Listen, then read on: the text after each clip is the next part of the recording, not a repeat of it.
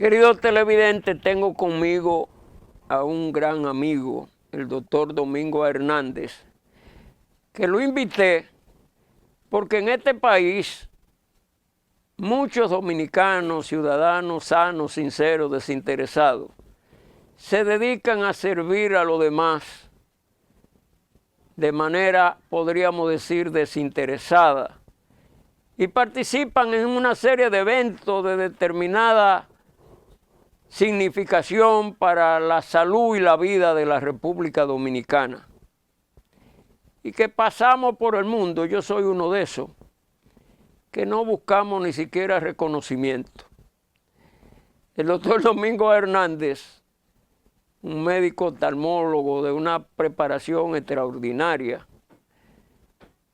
es de los médicos que trataba a los pacientes y él mismo le daba la medicina y cobraba la consulta a los pobres, la generalidad de las veces de gratis, y a los ricos, pudiéndole pagar a algunos, hasta discutían con él, y no me pague nada.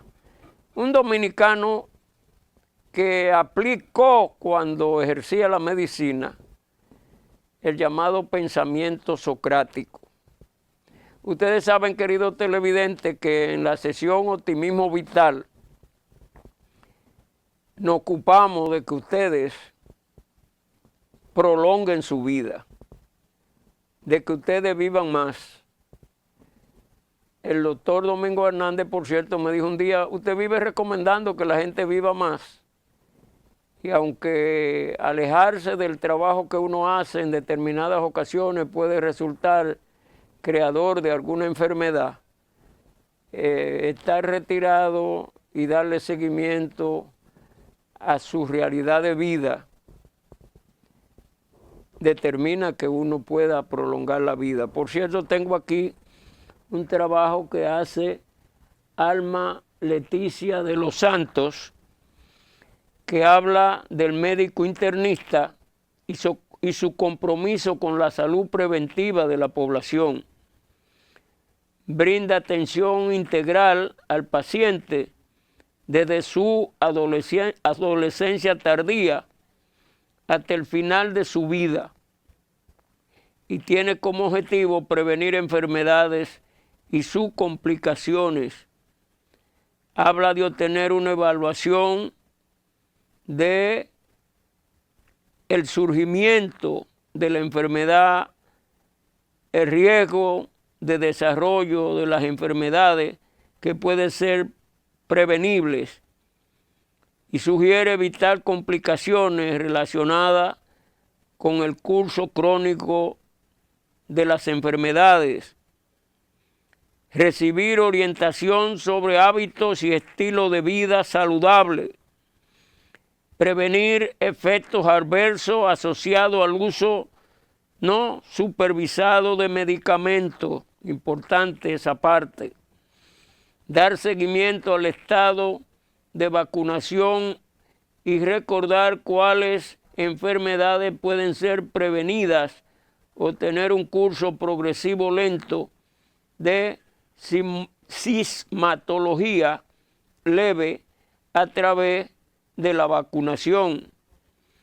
Dar continuidad al seguimiento de patologías de base, evitando desarrollar una buena enfermedad sin complicación con el fin de sanar al paciente.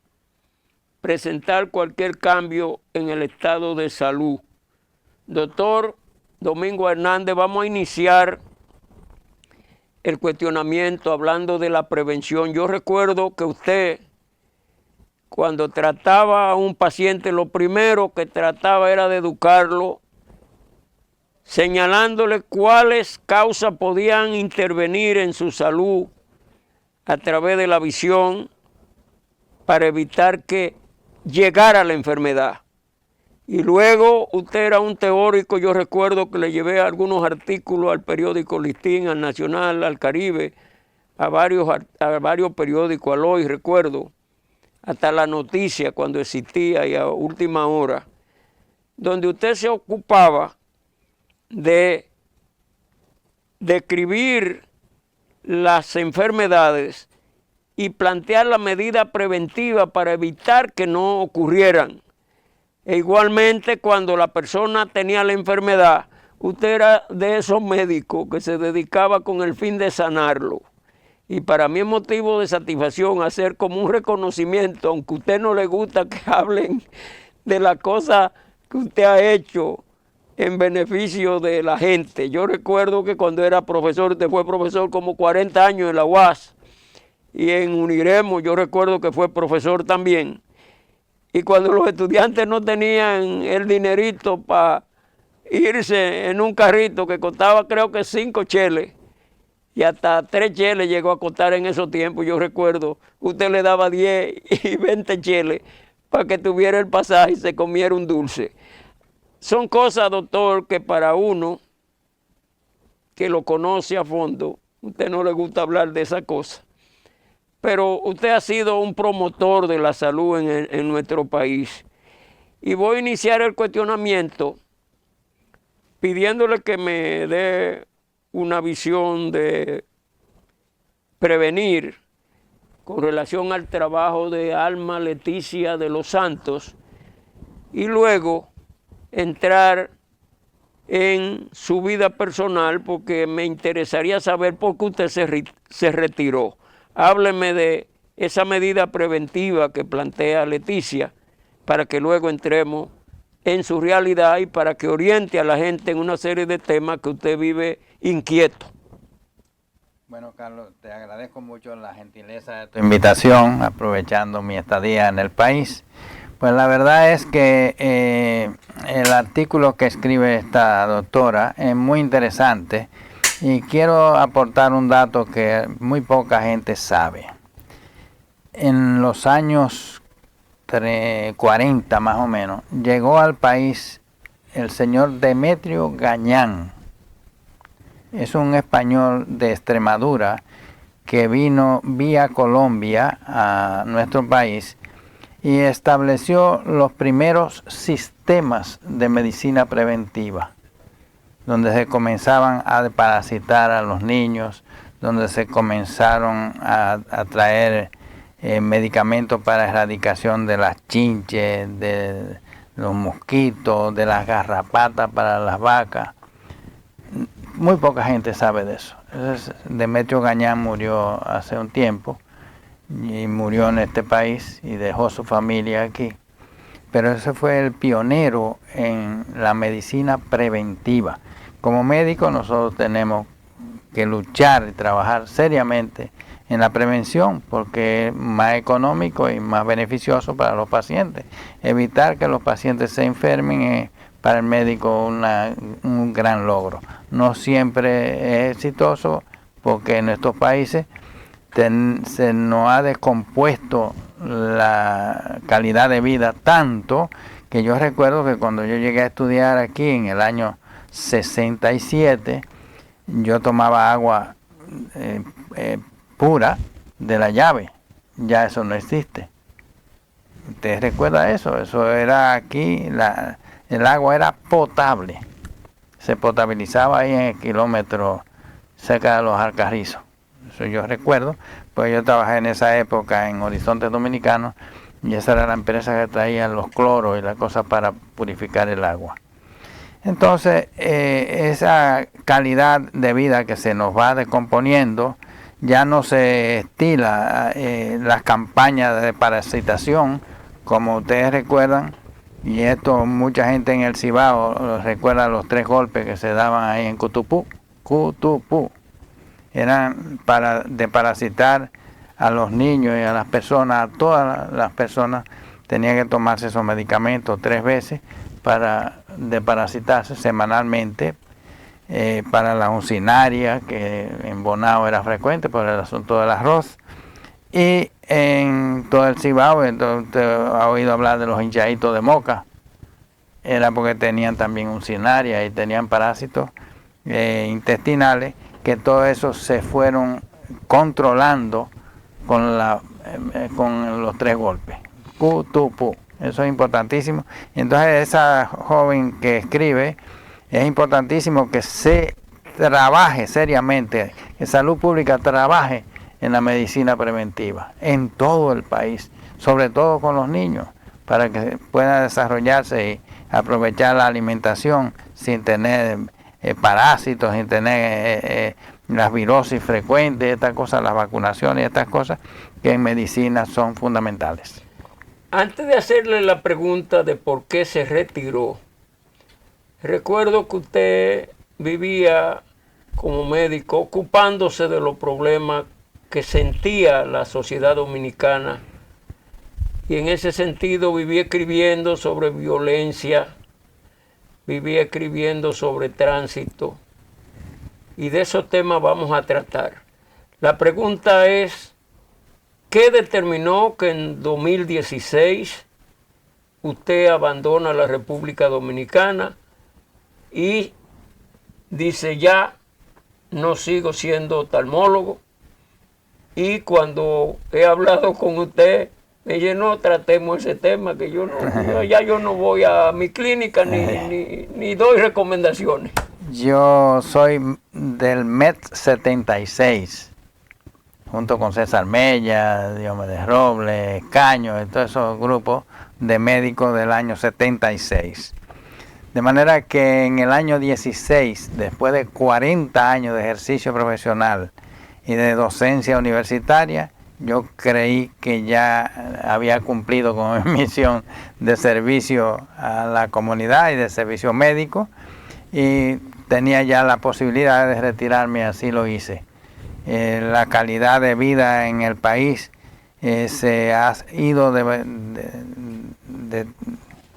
distorsionando y empeorando, y entonces la seguridad y estas cosas han hecho que yo me retirara a un lugar mucho más seguro y con mejores condiciones de vida. Esa es entre otras, las razones.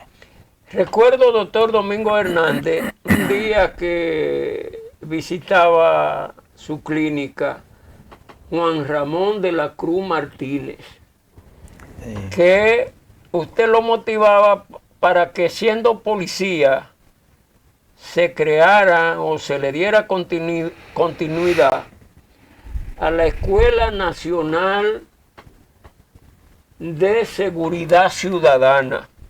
Sí. Esa escuela jugó un papel muy importante, y yo no sé si la policía, creo que le cambiaron el nombre, pero era una escuela que enseñaba una serie de cosas para que el ciudadano se cuidara y estuviera en salud y estuviera protegido, especialmente en el tránsito. Usted escribió una serie de artículos sobre el tránsito.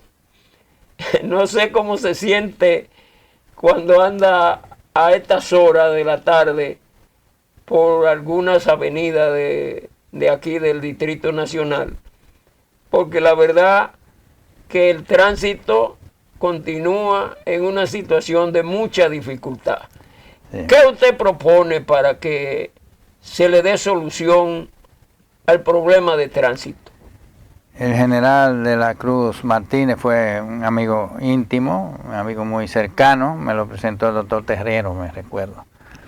Y trabajamos mucho en el asunto del tránsito, pero cada vez se ha tornado más difícil, más dificultoso el tránsito, porque las condiciones no se han podido mejorar.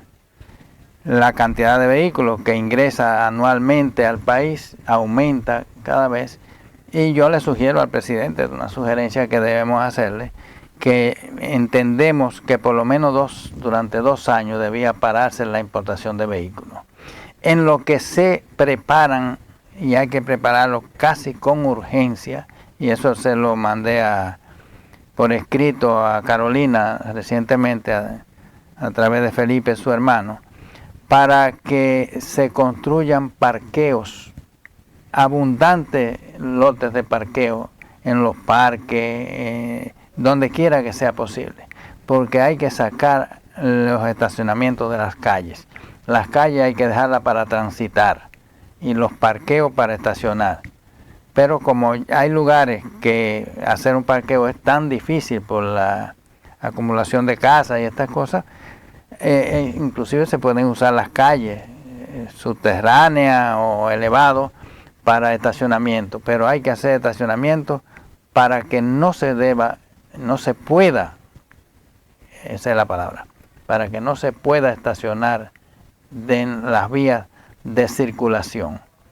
Le mandé unas notas a Carolina donde le explicaba que los estacionamientos, por ejemplo en el Mirador Sur, que conozco bien, en el norte también, deben ser dentro del parque. No se mutila el parque con que hayan estacionamientos dentro, lineales, cercanos a los vías de caminatas, donde las personas puedan ir a hacer ejercicio, pero que sean cercanos al estacionamiento, para que las personas puedan, además de hacer ejercicio, pues continuar mirando su vehículo donde andan.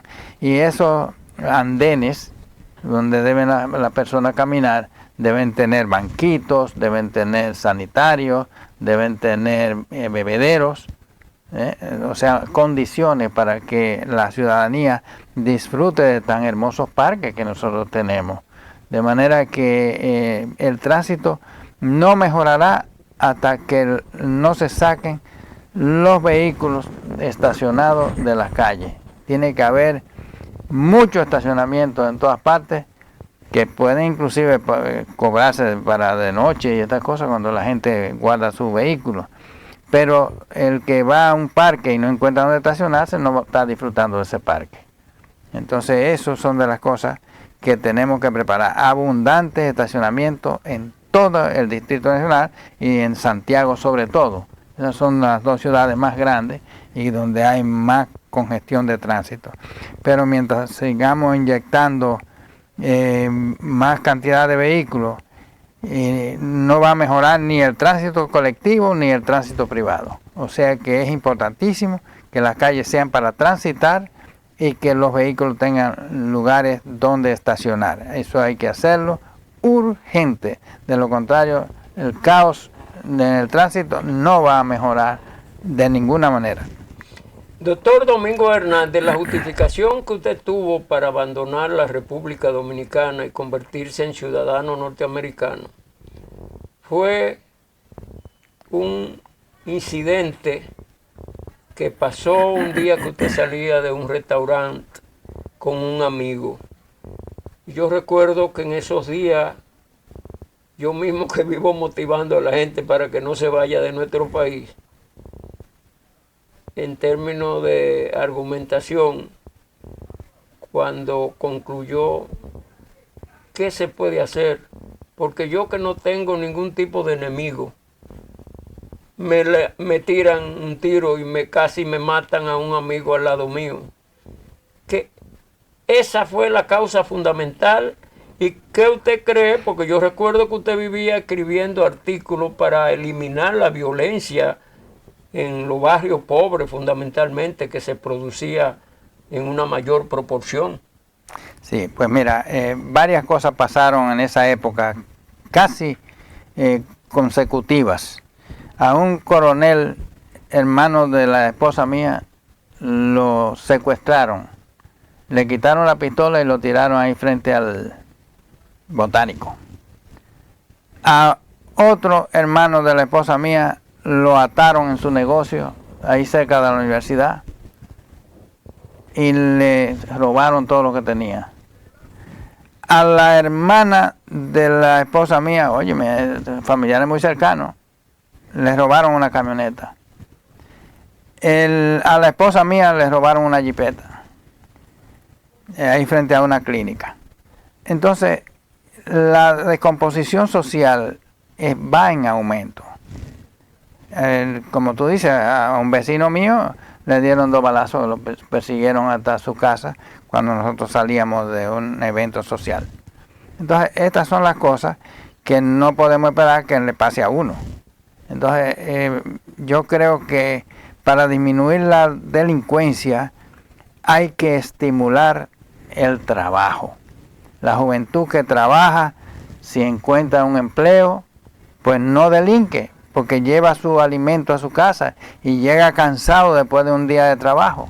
Entonces hay que proporcionar a la juventud medios de sustento, medios de que puedan desarrollarse, puedan trabajar, puedan mantener su familia, y eso se logra estimulando la pecuaria, la agricultura, para que bajen los productos. Y en la industria hay que facilitarle a los empresarios, a las pequeñas empresas y a las grandes también, para que se estimule la producción y se estimule el trabajo. En la medida en que los impuestos yugulan y dificultan, impiden el desarrollo de las empresas chiquitas, grandes y de todos los tamaños, pues entonces la juventud no tiene medios de producción, no tiene medios de desarrollo. Hay que facilitar eso, disminuyendo los impuestos, facilitando, poniendo menos dificultad al empresario para que se desarrolle. Eso es fundamental para el desarrollo del país y para eliminar y disminuir en el país la delincuencia y aumentar la seguridad. No habrá seguridad mientras hayan gente que tenga necesidades prioritarias, necesidades de vida. Doctor Domingo Hernández, en su afanes ocupándose de enfrentar problemáticas en nuestro país, recuerdo que antes de que se produjera el proceso devaluativo de 2003, recuerdo que usted escribió un artículo haciéndole un llamado al presidente de esa época, el expresidente actual, Hipólito Mejía, para que evitara la devaluación de la moneda nacional. Explíquele al pueblo dominicano, quien os habla vive haciendo campaña en este programa y en el programa Acontecer Económico, haciéndole llamados a las autoridades de que la moneda nacional hay que protegerla. Ayer vi en la televisión a un llamado experto y asesor hasta de presidente que estaba llamando para que los empresarios resguarden su seguridad de recursos comprando dólares. Y parece que desafiabas a las autoridades, porque si eso se convirtiese en una tendencia de los dominicanos salir a comprar dólares, porque va a subir la tasa de cambio, eso crearía una situación de muchas dificultades hasta para el gobierno central. Como no hay persona como quien habla, que yo me vi con ese joven profesional en una librería y le dije, mío, yo quisiera que tú le recomendaras eso a los empresarios y que ellos se llevaran de ti y que yo estuviera controlando la tasa de cambio para que tú veas que yo le voy a mandar, le dije a algunos estrales, que esa teoría tuya de que para proteger sus riquezas que inviertan en comprar dólares y llamado a la llamada dolarización, si aparece un profesional como este señor que lo demostró cuando era un simple técnico en finanzas, de cómo bajó la tasa de cambio al nivel que no propongamos las autoridades. Hay una serie de intereses. Usted sabe que la zona franca produce en dólares y le gustaría que la tasa de cambio estuviera alta y que la moneda se siguiera devaluando. Los sectores que producen divisas, especialmente los exportadores, y también el turismo y la llamada remesa que envían ustedes, que hoy usted es un ciudadano norteamericano y que de seguro que envía con la calidad de filantropía que usted tiene alguno dinero a sus familiares y amigos. Y entonces en esas circunstancias esos sectores prácticamente se han enclaustrado en el Banco Central y manejan la tasa de cambio en función de que aumente y se devalúe la moneda nacional. Usted que escribió sobre eso, ¿qué le puede recomendar a nuestro querido presidente? El artículo que escribimos se llamaba ¿A quién beneficia la devaluación? La verdad es que, tal como le explicaba ahorita, en la medida en que el peso tiene menor valor adquisitivo, todos los productos que de la canasta familiar y todo lo que se compra, pues hay que buscar más peso para la adquisición. Entonces eso no beneficia ni a la clase alta, ni a la clase media, ni a la clase baja. Entonces lo ideal es que el gobierno dé el primer paso reduciendo los impuestos. Y es importantísimo saber que el primer impuesto que tiene que el gobierno reducir es el de los combustibles. No es posible que un galón de gasolina en los Estados Unidos valga menos de $3 y aquí valga $5. Eso no es posible. Si el galón de gasolina, o sea, el barril que nosotros utilizamos de modelo es el de Texas, no ha variado alrededor de los $80 desde hace muchísimo tiempo, y aquí la gasolina se mantiene como cuando estaba a más de 100 el barril. Entonces, si el gobierno no se decide a reducir sus ingresos por impuestos, entonces la gente seguirá sobrevalorando lo que tiene. Entonces, para que baje, por ejemplo, un alimento, tiene que haber aumento en la producción. Si hay mucho plátano, el plátano baja. Pero si hay huevo en abundancia y nosotros lo vendemos fuera, nosotros estamos creando una crisis interna de huevo aquí. Y el huevo sigue siendo el mismo que nosotros comprábamos a 5 centavos antes, pero ahora hay que dar muchísimo dinero. Entonces tenemos que balancear el país a fin, y eso nada más lo puede hacer el gobierno, a fin de que la gente pueda vivir con lo que gana y poner a la juventud y a la gente a ganar algo, porque si el que gana algo no puede tener suficiente solvencia para vivir, ¿qué le dejamos al que no puede trabajar, al que no tiene trabajo o al que no puede trabajar? Entonces estamos creando una crisis institucional y una crisis en el pueblo dominicano. Queridos televidentes, vamos a una pausa y luego regresamos.